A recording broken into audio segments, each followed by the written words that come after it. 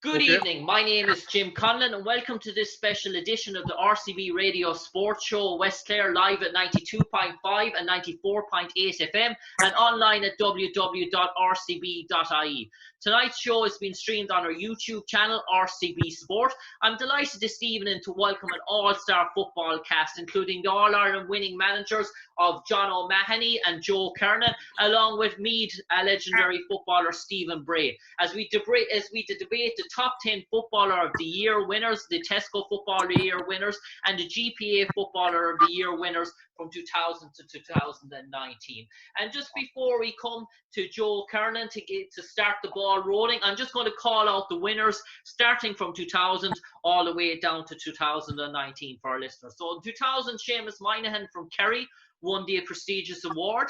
In 2001, the Tesco winner of the year Footballer of the Year was Patrick Joyce from Galway. But the GPA Footballer of the Year was Declan Meehan from Galway. In 2002, the winner was Kieran McGeeney from Armagh. In 2003, the Tesco Footballer of the Year was Peter Canavan from Tyrone, but the GPA Footballer of the Year was Stephen McDonald from Armagh. In 2004, the Tesco Footballer of the Year was Colin Cooper from Kerry, but the GPA Footballer of the Year was Matty Ford from Wexford. In 2005, the Footballer of the Year was Stephen O'Neill from Tyrone. 2006, the Footballer of the Year was Kieran Donaghy from Kerry.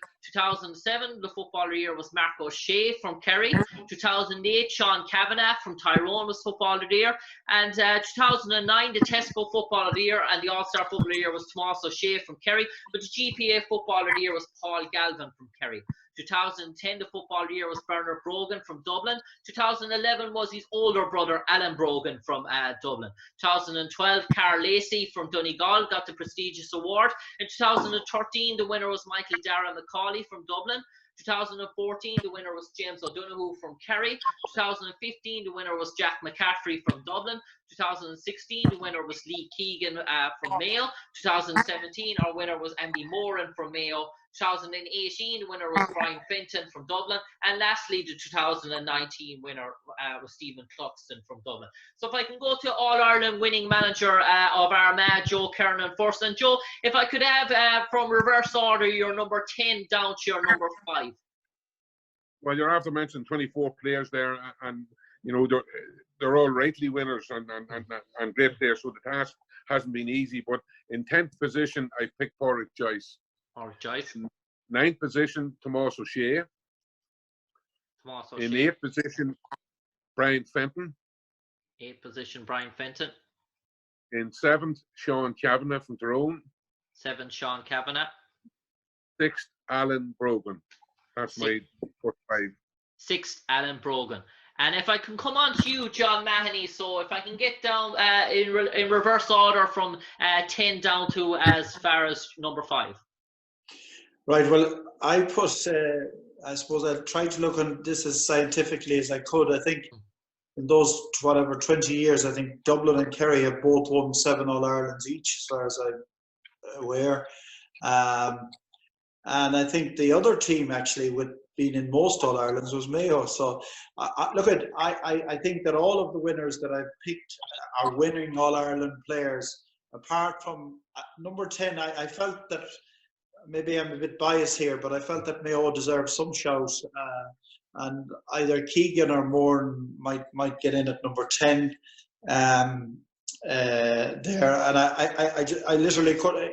There'd be an argument. I mean, Keegan was, I suppose, you look, why were Mayo so close to winning in the late noughties in particular?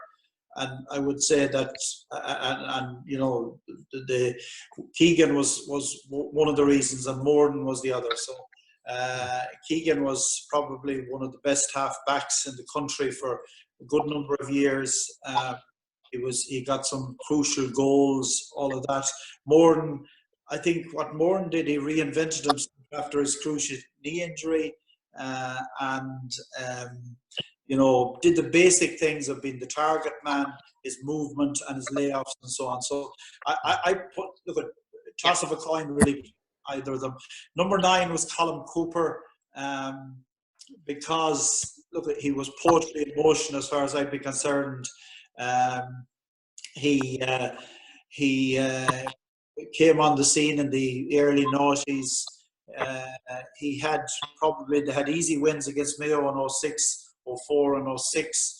He had an injury, like that's probably he missed, I think, 2014 because of injury. So I suppose maybe that's why he'd be so far down the line, because he was an artist. He was the one, when he did get that injury, whatever year it was, 2014. I think every follower of GA right throughout the country were sad that he wasn't there, because he was worth the admission price alone. And number 8, I agree with Joe on this one, Brian Fenton. I mean, never lost a championship game. Rolls Royce of midfielders, scores, the leader. I mean, he has all the winning qualities. You're looking for number 7 as well, Sean Kavanagh.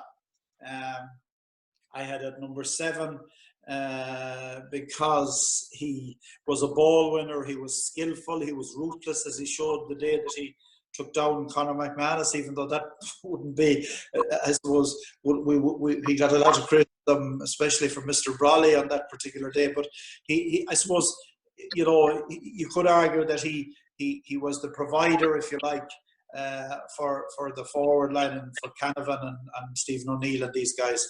He was absolutely crucial. Number 6, do you want number 6? Is Bernard Brogan. Scorer in chief, turn games on their head. I mean, the 2013 All-Ireland final, I remember in particular, where Mayo were having the best of it in the first half. I think they were up to 4 points ahead, and Dublin were struggling. The man that turned that game on its head was Bernard Brogan, with the goal halfway through the first half. When he if he caught the ball or went to catch it, he would have been poleaxed, I'd say, by either the keeper or the full back. But he flicked the ball into an empty net, and the goalkeeper made a mistake of either he should have stayed on his line or he should have come to get it, and he didn't. And then Brogan went on to get the winning goal in the second half. So I think he has been invaluable to Dublin down the years. So they'd be my first 5 there. And I suppose we'll come on to you now. We'll come on to you now, Stephen Bray, in relation to 10 down to number 5 in reverse order. Who makes your list? Yeah, thankfully I have a few of the lads that were mentioned already as well by John and Joe. So yeah, I've kind of went, I suppose we're trying to put some logic to it. So yeah, kind of went with longevity of performance and I suppose how key they were to their team. I suppose these are all individual awards, but they're all part of great teams, and I suppose the dominant teams through the 2000s and now in the last decade has been Kerry, Dublin, and probably Tyrone. So kind of went along those lines. So from 10 to 6. I suppose a little bit of an outsider, but I went for Carl Lacey here. I suppose Donegal, through the Jim McGuinness era, have probably revolutionised football in their way, and certainly brought a new template to playing football. And he certainly was a key player for Donegal. At number 9, I have Jack McCaffrey. I suppose, look, some would argue, has he ever been tested defensively? But going forward, he's just got lightning speed and probably a nightmare for any forward to mark. At number 8, again, I suppose I've went for Kieran McGeeney. I suppose again a pivotal figure for Armagh when they won an All Ireland, and I suppose throughout his career with Armagh had been a real key in their armour. So number 7, Tomás O'Shea. Just a player who I really admired over the years, and brilliant going forward, but really teak tough defender as well. Won lots of breaking ball for his team as well. So number 6, I suppose I had to start putting a few Tyrone lads in. So Peter Canavan at number 6. Captained first Tyrone All-Ireland winning team, and you know, I suppose an inspirational player for Tyrone, probably in the early part of that mid-90 decade to the mid-2000s as well. So they're my top 5, or sorry, 10 to 5, should I say. And I suppose, Joe, if I can come to you first in relation to, you had many great battles with Kerry down through the years in your time as Armagh manager, and one guy you had to stop sauntering up the field was the flamboyant wing back Tomás O'Shea, who was deadly carrying the ball, just as good of his defensive abilities, Tomás's abilities to get up the field and kick a point or two, a formidable player, and probably in the early 2000s he was the nearest thing that we had to in terms of Jack McCaffrey. He was the original flying halfback, Tomás O'Shea, and he was certainly a guy, Joe Kernan, I suppose, that you would have definitely in your game plans. He was a guy that you'd have to stop. Yeah, without a doubt. When you're looking at all these players, you're looking at what they bring to the team, and you know, they all bring something different, from forwards to defenders to goalkeepers, whatever the case might be. But he was Mr.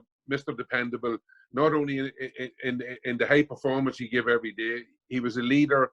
He got scores if they needed them, but he also was a great defender, and he was as tough as they come. So he had that wee bit of everything: class, reassurance. He led his teammates, and he just got on with the job day in, day out. And the longevity of his career and all he won, I think it was 5 All-Stars, 9 Munsters, 5 All-Irelands, 3 National Leagues, and he also come back and then I think he won an All-Ireland club with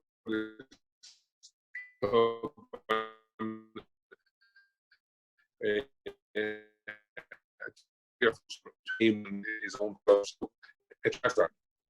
Yeah, and I suppose, Joe, in relation to another player I'm going to mention now, the older brother of the Brogans, Alan Brogan. I suppose in his pomp, in terms of centre-forward play, he was the ultimate sort of link man in his ability to pick out that incisive pass, and his ability to provide that. While Bernard was the sort of finisher, Alan was the sort of creator for many of the inside Dublin forwards. He was a guy that could easily step inside his man and pump it over from 30 or 40 yards, but he also could provide that killer pass when Dublin were so evident and so efficient. And he was the key marquee forward when Jim Gavin took over. Alan Brogan was the man. I suppose starting off for Jim Gavin, I suppose Alan Brogan was probably his main guy in attack. Without a doubt, if you go back 2 or 3 years before this is what Dublin were missing. They always had good players, but they hadn't leaders, they hadn't influential players, they hadn't boys that could open doors, and they hadn't somebody who could get scores regularly. Like 3 All-Stars, 3 National Leagues, 11 Leinster titles, and 3 All-Irelands. That's what this man brought to the table. But more important, he brought the team to another level, which they weren't able to reach up to then. But when he settled in, got a regular place, and the rest of the players knew exactly what he could do, he opened doors for other players as well as getting vital scores himself. And his movement all over the field,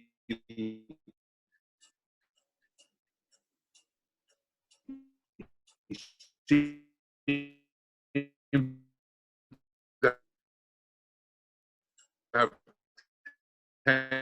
the ball where this last 10 years. And I suppose if I can move on to you, John, in relation to your selection, and I'm just going to talk about, first of all, you mentioned one of the Mayo contingent there at number 10, Andy Moore, and I suppose I have memories of Andy myself. When I was in Sligo, I played freshers football with Sligo IT, and Andy was in the Signalson the year above me, and you could even see his movement and training when the freshers would play with the Signalson. But Andy Moore, in terms of movement as a forward, he sort of revolutionised the inside forward, because a corner forward's role in relation to in movement, Andy just played corner, he played full, he started anywhere within 20 yards out where the space was. Andy knew where to make those runs, where to find those space. And even though for a guy not blessed with fantastic pace, Andy Moore was always, he had the step in the mind, he was always out in front of his man the whole time. He was. I mean, he was a tremendous player. And if you remember back as far as 2006, I think when Dublin led Mayo by 7 or 8 points in the semi-final, Andy was put on. He was only coming in as a sub on that occasion. He was a young player, and I gather he said to Mickey Morden going on, he says, I'm going to get a goal. And he got a goal, and Mayo won that match. But I think you mentioned lack of pace there. He did, and particularly after his cruciate. But in fact, I think that benefited him. Now, I know Andy had trained him at schools and at club level as a young player. He's my own club, but he reinvented himself in the sense that he used the basic skills that he had of very good kick passer, very good ball winner, and a very good team player. And he, as I said, he did the very basic. So the best years of his career were the last 3 or 4 years of his career after his cruciate injury, which is amazing, because speed in Gaelic football is not about winning an Olympic 100-meter sprint. It's about speed of thought, first of all, to know when to, if you think faster than the guy you're marking, no matter what pace you have, you'll be out ahead of him for the ball. And that's what Andy did to perfection. Yeah, and I suppose, John, another guy I'm going to bring you on now to discuss, I suppose, the real juggernaut of Tyrone football. He led the line for so many years in terms of whether it was a midfield or centre forward. He was the sort of original sort of a powerhouse midfielder, reminiscent of Anthony Tohill in his pomp for Derry. Was Sean Kavanagh in terms of his fielding ability, in terms of his point kicking from distance, but his ability to break the line as well. And off either foot, was Sean Kavanagh could score from any distance, no matter the angle. He did, yeah. I mean, he was a tremendous player from that point of view. He could play centre forward, full forward, midfield. As you said, he broke the tackles, broke the line. And, you know, when the game was at its height, when, you know, games come to their crunch in the second half, no matter who's playing, or, you know, the big games, and he was the man that you always saw at those stages of the game to provide the ammunition for the inside forwards, in fairness, which they had a huge amount. And then you had Dooher out on his right, going back to full back line and so on. So I think that he was absolutely vital to that team. You might say, you know, what players, like if they didn't have Sean Kavanagh, Tyrone wouldn't have 3 All-Irelands as it is, as they have as a result of it. And I suppose every team needs so many ball winners, so many finishers, and I think the balance was just about right in that Tyrone team right through it. They had all aspects covered, really.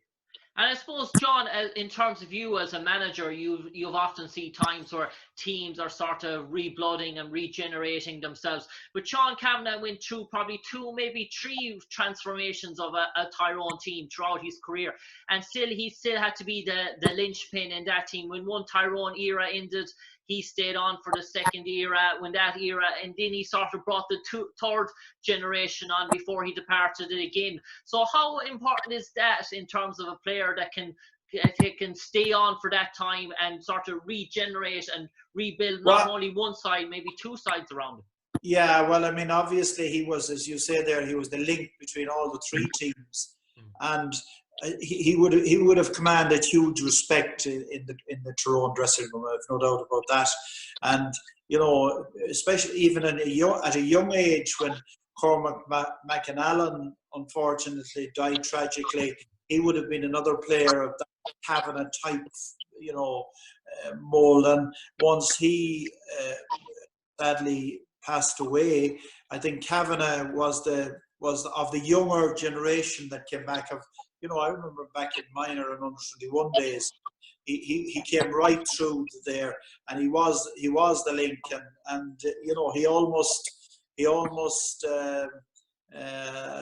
was involved in maybe a 4th team that were pushing close when they got to the All-Ireland a couple of years ago, but obviously had retired at that stage. So no, he has been an outstanding player. But then all of these lads that you've mentioned, really, you know, but Kavanagh, they have, I suppose, a different dynamic in the sense of Kavanagh was the ultimate ball winner, where some fella like Colin Cooper is more, if you like, has to be provided maybe with the ball, even though he could fight his corner as well. But Kavanagh was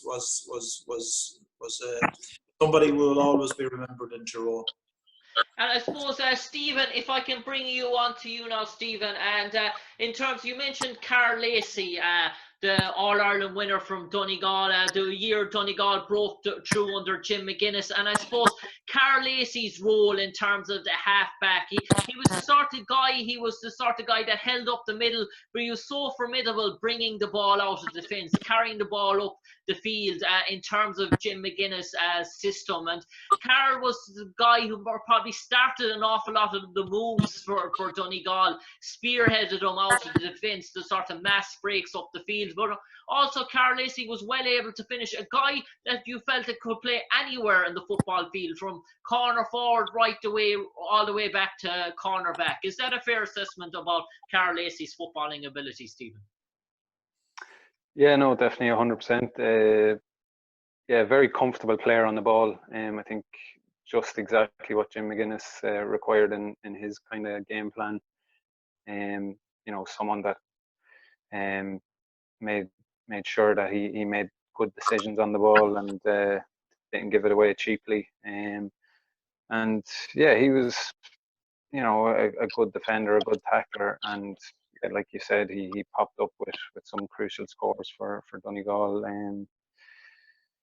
Yeah, through those kind of good years under Jim McGuinness. So yeah, I think, look, there was probably a good few Donegal players that were key to Donegal during the Jim McGuinness era, but I suppose I definitely had to include one Donegal player, and Carl Lacey, I suppose, is someone that would be very admired, and had lots of natural skill as well on the ball. So as a defender, that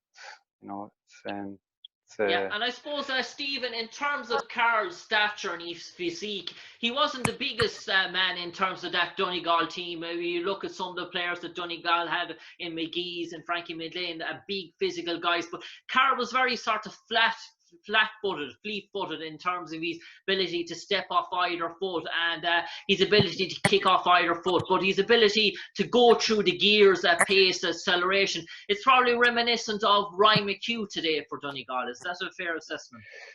Yeah, exactly. You just took the words out of my mouth. Yeah, very similar to Ryan McHugh. Yeah, exact same mold. Certainly not big physical player, but very cute, and knew how to evade tackles and knew how to. Yeah, he was very athletic, very comfortable on the ball, and very good going forward, and pacey. So yeah, what he might have lacked in size and power, maybe he certainly made up for it in lots of other ways.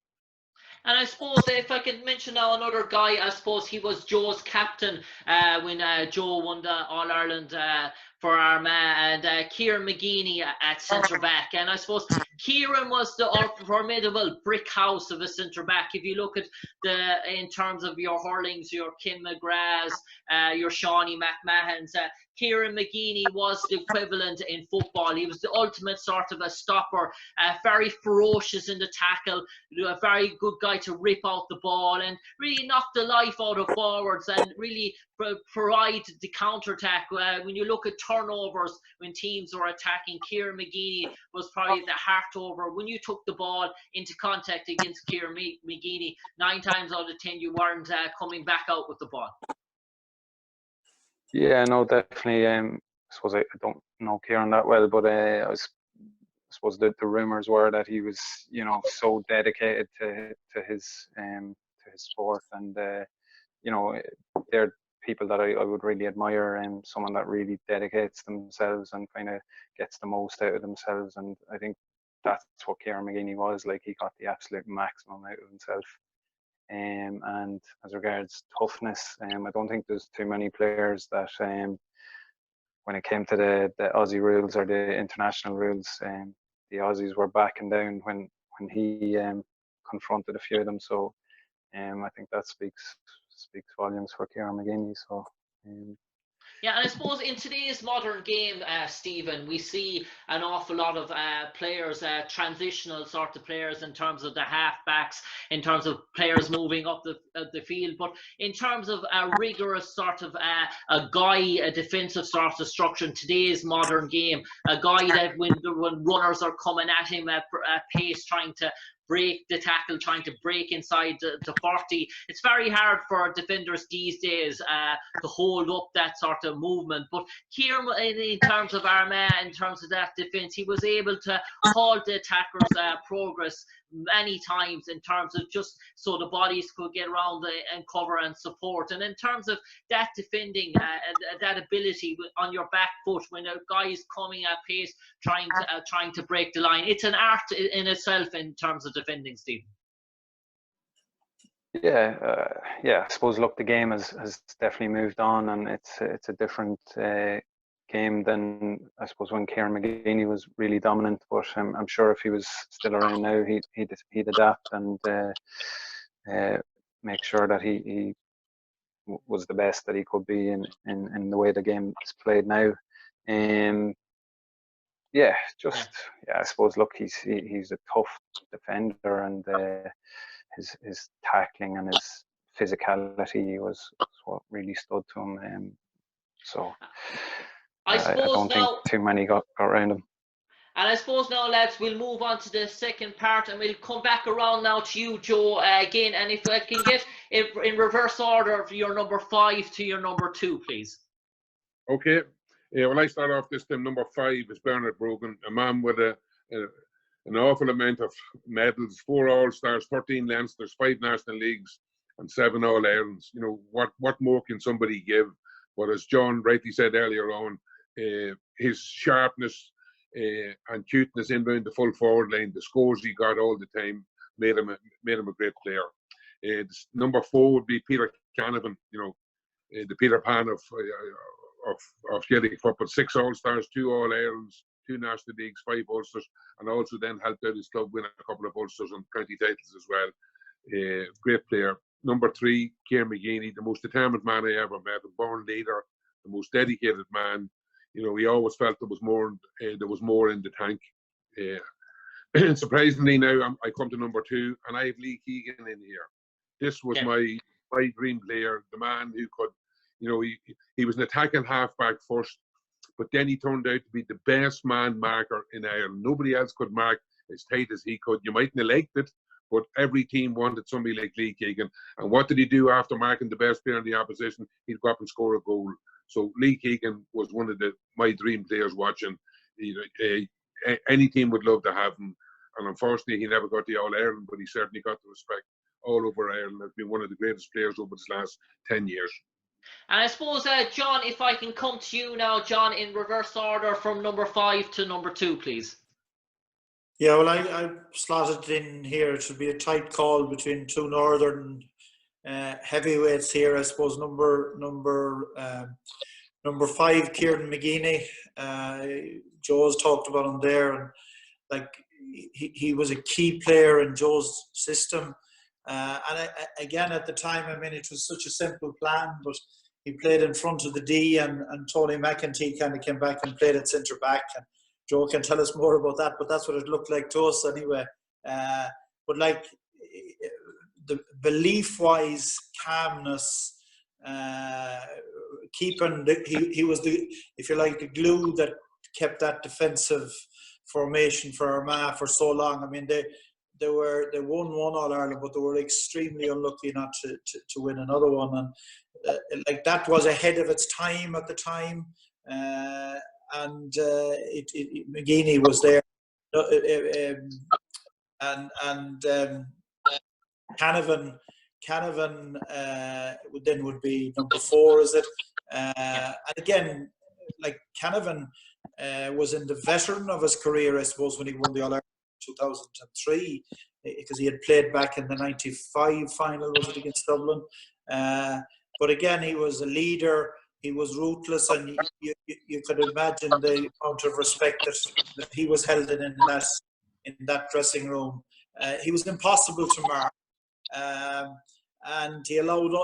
What that did in that forward line is that he was double marked on lots of occasions, and therefore that freed up a lot of space for the likes of Stephen O'Neill and all these other fellas that got crucial scores. But he certainly was, and you know, the 2003 All Ireland, the fact that he was injured going into it, played part of it, was taken off and put on again at the end, I think was you know, some like huge influence on Tyrone's football history.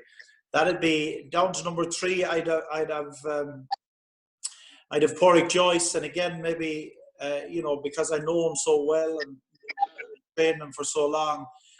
He was a leader, and if you think of the 2 All Irelands that Galway won in '98, he was involved in the great team move, the goal that really was a clincher when we got 1-4, I think, in about 10 minutes in the second half. He was at the end of, and his calmness remember, he was only a 20-year-old at that time. He was under 21 that year, and the way that, you know, you see so many players, if they get confronted with the goalkeeper, they blast the ball, but he just took that one solo and kicked it into an empty net. He showed the experience even at that age. And then in the 0-1 final, when he had the first half, we switched him to corner forward to basically get Garden Fay out of the full back line. And there was a lot of confusion. Pádraig, we did that, but Pádraig wasn't, you know, he had a quiet first half. Lots of people in respect were saying he should be taken off at half time, and he ended up scoring 9 points in the second half and won the man of the match and player of the year or whatever. So he was accurate, he was confident, he had great vision. I mean, he could see what was on and bring other players into the game. That's my number 3, and we do to our number 2 as well. You're looking for, is it? Yeah, Seamus Moynihan. A brilliant defender. Again, I think I talked about McGeaney as the glue that held the Armagh defence together. Moynihan did that for years in Kerry. When, you know, was an outstanding centre back, could play midfield as well. But then when Kerry had a problem at full back, he went back there. And in fact, he was the you know, he had himself and Pádraig Joyce had great battles over the years. But he was a man marker. He also was brilliant going forward and could score at the other end. He was a team player. He was a leader. He was a rock of sense, really. I'd have him at number 2. And I suppose if I can come on to you now, Stephen, for number 5 to number 2 in reverse order. Yeah, so number 5, I have Pádraig Joyce. Yeah, just real joy to watch and really balanced player as well. So, you know, if they had Seamus Moynihan in the thick of it in 2019, perhaps Dublin mightn't have had the 5 in a row. Who knows? But Seamus Moynihan has been one of the greats. There's no doubt about it. And I suppose in terms of that, why do you think Kerry haven't been able to produce another defender like that? If the forwards keep rolling in year out, David Clifford, Sean O'Shea, and I know, speaking to some of the Clare forwards there, when they play Kerry, they feel if they get the ball into full forward, like David Turber, he feels if he gets the ball in there, he's well able to score against the Kerry backs. And back in the day at Kerry, when Seamus Moynihan was inside there, you never really felt that the opportunities were there to score against Kerry. But these days, opposition feel that if they can get the ball into their forwards 13 yards out, 20 yards out, that their forwards will do the business against Kerry. Why isn't Kerry haven't been able to produce players of that calibre? Yeah, it's amazing when you look at it. Like some counties, like Mayo, for instance, would feel that the difficulty they've had over the years is not producing top-class forwards in enough quantity. And you have Kerry, as you say, who seem to be breeding top-class forwards, but they're defending now. They've had some tremendous defenders, the Tom O'Sullivans, and there's a number of them over the years. That Tomas O'Shea, Mark O'Shea, really top-notch. But just at the moment, they are probably, it's the one area that you'd look at in their team and say it could be bolstered up, and that's where a young Seamus Moynihan coming through would be a godsend to Kerry at the minute. And I suppose I just look, because we've mentioned Kieran McGeeney and we've mentioned Peter Canavan already, I have to bring you on to speak about Pádraig, I'm afraid, because Pádraig, I know Pádraig was so influential for you, and he was your talisman, he was your marquee man in relation to that team you had with Sean Old, the player, with the Meehans, with Kevin Walsh, with Michael Donlan, John Donlan, but Pádraig was the guy when you needed the guy to win that free, to create that scoring chance, to put that free over. It was Mr. Reliable, I'd say, for you, John. Was he? Well, he was really, and as I said earlier, I mean, his confidence was something that was never shaken. And he, you know, as I said, in that All Ireland in 2001 All Ireland, he had a quiet first half, and he just took it on in the second half and basically won the Player of the Year and the Man of the Match in the second half display alone.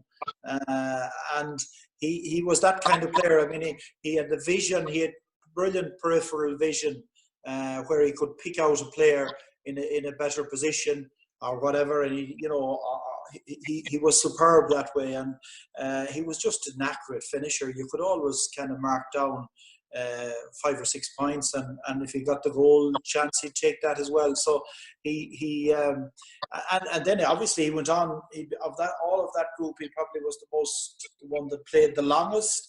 Played under Joe there when Joe was in Galway and so on. So he has a tremendous legacy, and at the moment he's be taken to the management game like a duck to water as well, you know. So he is top class player, absolute top class player.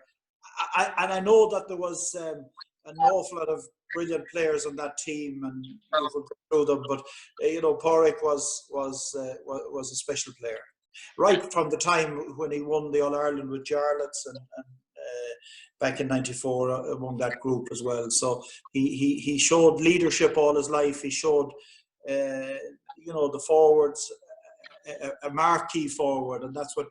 If you look at all the teams that have won All Irelands, they've always had marquee forwards, one or two of them. And Pádraig was one of those ones for Galway. There's no doubt about that. And we've seen, John, the revival in terms of Galway's footballing fortunes in the last 3 or 4 years. They've climbed the ladder at a phenomenal rate. Probably people would say probably in the top 3 in the country at the moment. But when you look at Galway trying to make the next step, the penny will drop on the shoulders probably of Shane Walsh, and Shane Walsh is probably very reminiscent in terms of his impact on the current Galway team to the likes of Pádraig Joyce was in terms of your team. So if Galway are going to be formidable, I suppose Shane will have to show the leadership qualities that Pádraig showed. Yeah, and I think Pádraig made a good choice by making him captain as well. I think if you were comparing Shane Walsh with players in the team that I had, probably Shane is more happier, if you like, in the half forward line area, maybe more a Michael Donlan type player than a Pádraig Joyce, but certainly is, you know, the ease with which he kicks points with left and right is certainly reminiscent of Pádraig of Pádraig Joyce. So yeah, I think that's Galway have had a difficult number of years. I mean, Kevin Walsh came in to do a particular job where he had to kind of do a bit of minding the back door, as it were, which was badly needed at the time because they took a bit hammerings in defence.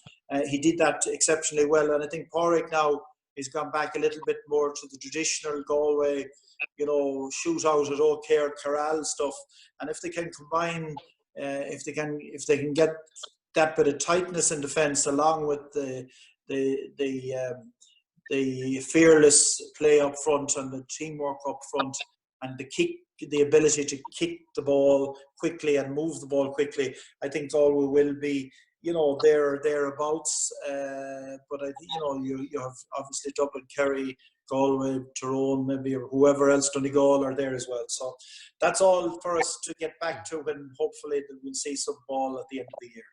And I suppose if I can come on to you, Stephen, I suppose Meath men don't like really talking about Dublin in the last decade or so in terms of Meath's rich history in terms of Leinster championships. And I suppose the thorn in the side so many times for Meath down through the years has been Stephen Cluxton, the orchestrator for Dublin. Right from his goal kicks, he's reading of the game, his ball control, and I suppose as a Meath man, Stephen Cluxton has left a legacy on not only All Ireland football but on Leinster Leinster football as well. That won't be matched, I'd say, not in the next 2, maybe 3 decades. Yeah, no, well, look, sure, he's revolutionised, I suppose, the position itself. It's well touted, you know, how key he is, and I suppose how other teams are now trying to replicate the way he plays the game and trying to, you know, be a quarterback as such, and kind of, yeah, just really get Dublin off on the front foot and retain possession from their kickouts. And yeah, he's, yeah, like, I suppose when you play against Dublin, you kind of appreciate how good he is, how accurate he is. You know, whether it's a little 20-meter punt out short, or if he has to, you know, sometimes Dublin have half forwards making a burst and he's able to pinpoint them from 50 meters as well. Like, so he's just so accurate, and it's very hard for teams to negate against his kick out and his strategies, I suppose. And I suppose in terms of yourself and your playing career, Meath were really, I suppose, 2009, 2010 was probably good years for Meath football, but you still probably came up against formidable Dublin midfielders and at that time, the likes of Michael Darragh Macaulay would have been young around then. I suppose Kieran Whelan, I think he might have moved on at that stage, but lo and behold, a guy comes along after the likes of Michael Darragh Macaulay, after Kieran Whelan, and he takes midfield to a whole new level in terms of Dublin football. Yeah, no, he's some talent. He's just as a midfielder, he's got it all. He's good in the air. He can attack. He's comfortable with the ball. He's good passer. He's good work rate. He gets up and down the field. And yeah, he's very quick as well. Yeah, there's not really too many negatives for Brian Fenton. Yeah, the players you mentioned, I suppose, prior to him, you know, he's probably a combination of maybe a Kieran Whelan and a Michael Darragh Macaulay, in the sense that, you know, Kieran Whelan was quite good in the air and quite good on the ball, and Michael Darragh Macaulay had an engine and get up and down the field. So he's just, as a midfielder, he's got absolutely everything. There's nothing that's missing from his game, I don't think, anyway. So that's why I have him so high up on the list. Yeah, and I suppose, Stephen, we all talk about the brilliant Dublin footballers, and they're littered the team, all across the team, all-star sort of footballers. And the question normally comes often is, well, how about if Brian Fenton was playing for Kildare, if he was playing for yourselves, Meath, if he was playing for Laois, Westmeath, would he still catch the eye? Would he still be as noticeable in terms of his impact on a Gaelic football field? And I suppose a player of that calibre, he'd shine no matter what county colours he's wearing. Yeah, no, I think so. I suppose, look, and that's the thing about individual awards. Like, he's just very lucky to be part of a really good balanced team, and you know, he can really stand out and really play to his strengths. And you know, I suppose as a midfielder, you know, he's got the best goalkeeper in the country, probably the best goalkeeper ever to play the game, on his side as well. So, you know, he can make runs left and right or wherever he wants, and it's going to be probably more in Brian Fenton's favour than anyone else's favour. So, yeah, I suppose, look, I still think Brian Fenton, yeah, no matter what county he'd be playing for, he's still going to stand out. And I suppose that it's now comes to the time in relation to crowning each of yours number one. So I'm going to start with you, Joe. I'm just going to count back your 10 to number 2, and you might inform us then of your number 1. So for a 10, Joe Kernan, you've Pádraig Joyce. At number 9, you've Tomás O'Shea. At number 8, you've Brian Fenton. At number 7, you've Sean Kavanagh. At number 6, Alan Brogan. At number 5, Bernard Brogan. At number 4, Peter Canavan. At number 3, Ciarán McGeeney. At number 2, Lee Keegan. And who, for you, Joe Kernan, takes the number 1 spot? Well, just before we go, all the 24 players that we named, their counties probably wouldn't have won All-Irelands because they all had big parts to play. So it hasn't been easy. But my number 1 is Stephen Cluxton. 6 All-Irelands or 6 All-Stars.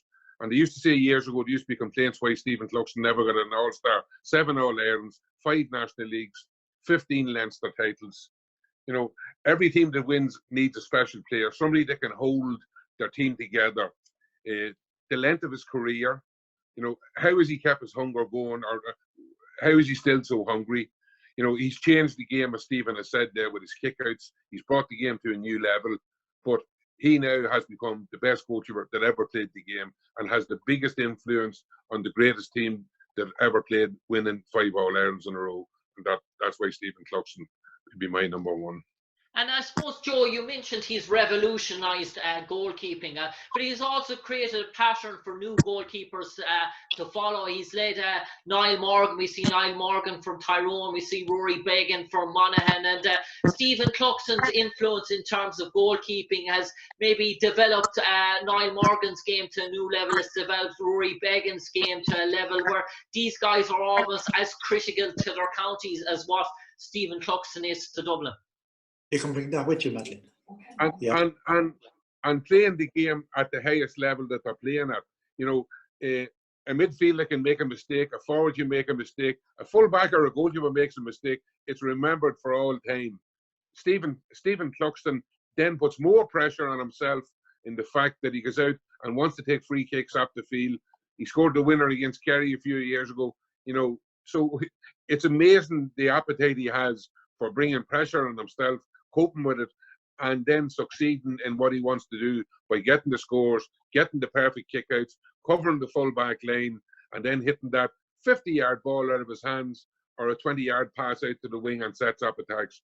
He has been the most instrumental player in present history. I suppose if I can come on to you now, John O'Mahony, and I'll count back your order. Number 10, you've joined between Lee Keegan and Andy Moore. At number 9, you've Colin Cooper. At number 8, Brian Fenton. At number 7, Sean Kavanagh. At number 6, Bernard Brogan. At number 5, Ciarán McGeeney. At number 4, Peter Canavan. At number 3, Pádraig Joyce. At number 2, Seamus Moynihan. And who takes the number 1 spot for you? Well, you can, myself and Joe Kernan didn't always agree, but we certainly agree on this one.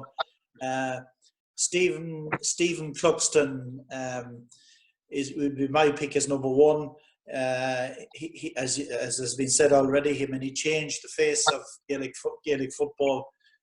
First of all, I think, you know, coming out the field, taking the frees, winning the 2011 All-Ireland, and then obviously the kickouts were unbelievable, where he puts it into the mouth of people. I mean, I watched recently the Mayo Dublin final of 2013, and the exhibition that Stephen Cluxton gave that day. I mean, Aidan O'Shea and Seamie O'Shea could hardly get within 20 yards of where the ball was landing, and because of the reactions and the way that he was able to just come up and put it into Dublin players' mouth. It was unbelievable.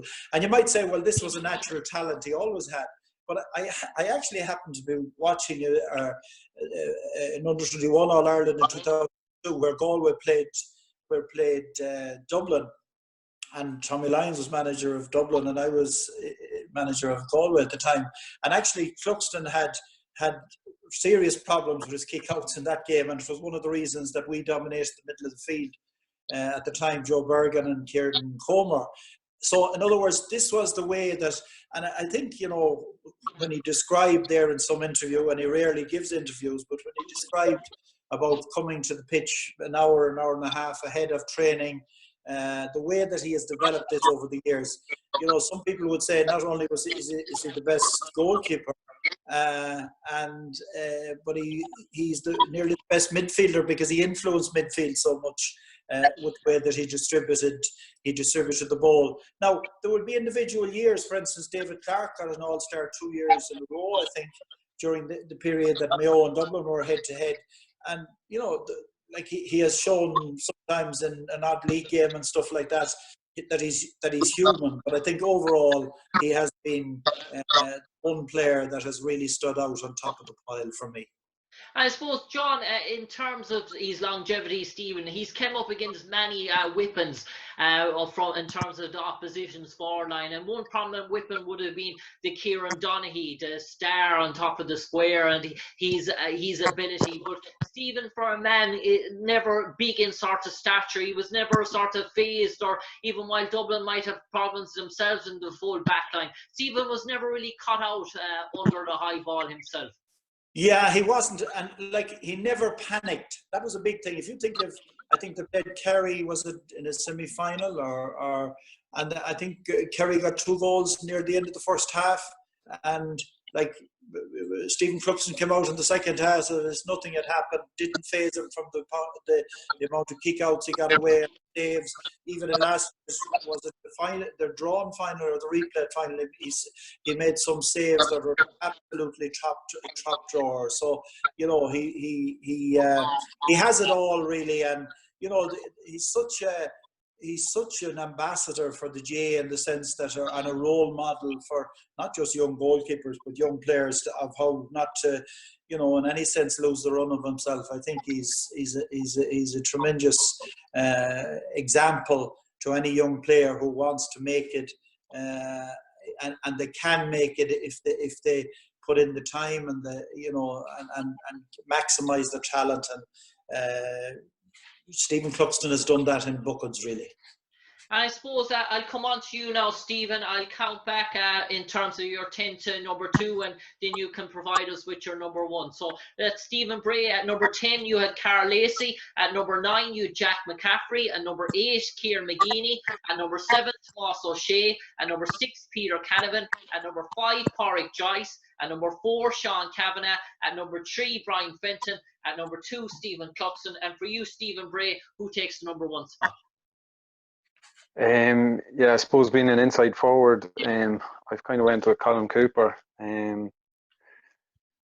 Yeah, I suppose look, just through the dominant years that Kerry had, he'd probably been their talisman, and yeah, as I said, as an inside forward, just a joy to watch, and you know, the skills and the balance he had as a player, like, you know, what he lacked for in strength and physicality, he certainly was able to overcome that with his skill and his intelligence and his balance.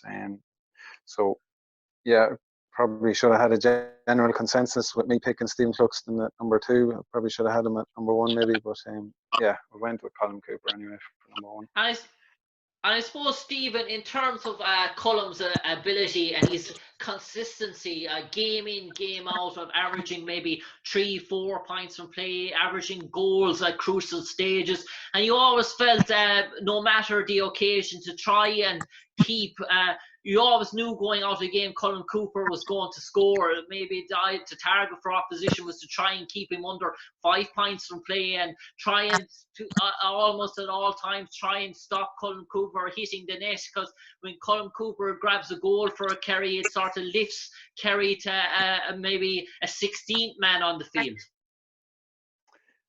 Yeah, yeah, I think, look, yeah, I think he's just such an intelligent player on the ball. I think in latter years, when he came out to number 11, he got to even show, you know, his vision, his quality of passing, to be able to do what he can do on the ball. I think is, you know, personally as a forward, it's not easy what he does, and the way he's able to find space and create opportunities, and just so skillful and balanced. Like it's not something that's very easily trained. It's you know, he's very unique, and yeah, I certainly think he should be up there with some of the best players over the last 20 years. Yeah, and I suppose, lads, before I let you go now, just maybe in relation to 2 minutes on some of the players that didn't make the list or selections. If I can come to you, Joe, I'll just throw out two names at you there. Two names that probably stand out decades apart. The star Kieran Donaghy from Kerry and the flying halfback sensation Jack McCaffrey from Dublin. And I suppose in terms of both two gifted footballers, both Kieran devastating in around full forward, and Jack McCaffrey, the ultimate speed merchant of Gaelic football. Yeah, well, you feel sorry leaving out any player of quality when both these players were players of quality. Like Jack brought something to Dublin that they didn't have. The burst of speed, he lifts the crowd when he gets the ball. You know there's something going to happen every time he gets it. You know, but the difference in him I seen in Lee Keegan could probably do that bit more. But then the abundance of talent that Dublin have to fill all the holes. Jack was one of these players that just brought them to another level. Pace, power, scoring ability, lifts the crowd, plays the game with a smile on his face. You know, nothing seems to be a problem to Jack. So, you know, disappointing that we didn't put him in there, but the amount of good players that Dublin had, he was just one of the ones I felt I could leave out. And Kieran Donaghy come from nowhere. I think it was that TV show that Kieran was found on and come into Kerry at that time, and Kerry were struggling.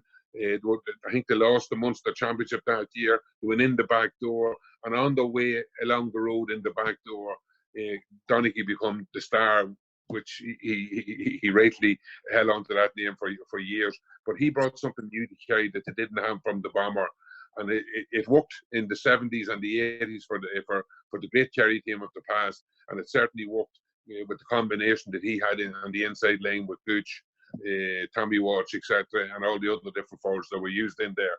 So it lifted Kerry out of the doldrums having Kieran Donaghy there, made them winners once again, and he had an important part to play for that 8, 9, 10 years that he was there. I suppose, John, if I can come on to you now, two names for you, just maybe 2 minutes. And I suppose the first one I'll throw out to you is Mark O'Shea from Kerry. And then the second would be my all-time favourite footballer. Growing up as an inside corner forward at 13 or 14, I tried to model my game around this guy. Stephen O'Neill, for me, was just the most gifted attacker I've ever seen in terms of kicking points, in terms of solos, in terms of trick dummies, in terms of just scoring outrageous, ridiculous scores. And maybe you can talk to me a bit about Mark O'Shea and Stephen O'Neill. Yeah, well, Mark O'Shea, I mean, was an outstanding defender. There's no doubt about that. And he, you know, when he was, I think in 2014, he didn't make the starting team for the Mayo replay down in Limerick. And he either started then or came on during the game, but had an outstanding game, unbelievable game that day, to turn that game around. And, you know, he has been a servant for so long, really. So, yes, I mean, you see, the thing about these names that you put us, the dilemma that you gave us here is that you could argue 100% for every one of them to be number one, really, because they're winners in every sense.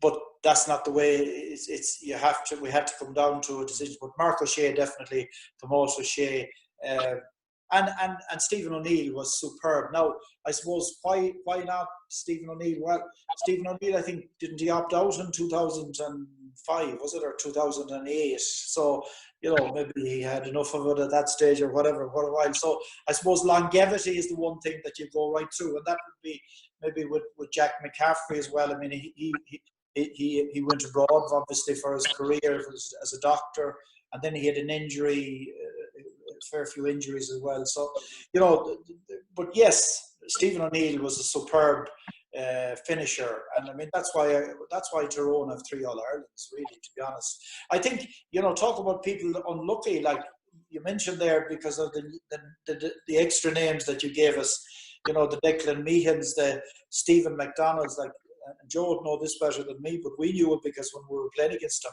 he was some he was some player, like left, right, strength, ball winner, finisher, agile, absolutely devastating. You know, so Carl Lacey, you know, wasn't in my 10 selection there, but I mean, Carl Lacey had 2 All-Stars won before Jim McGuinness took over, like. And then he, in that run in 2012, he was crucial. I think he laid out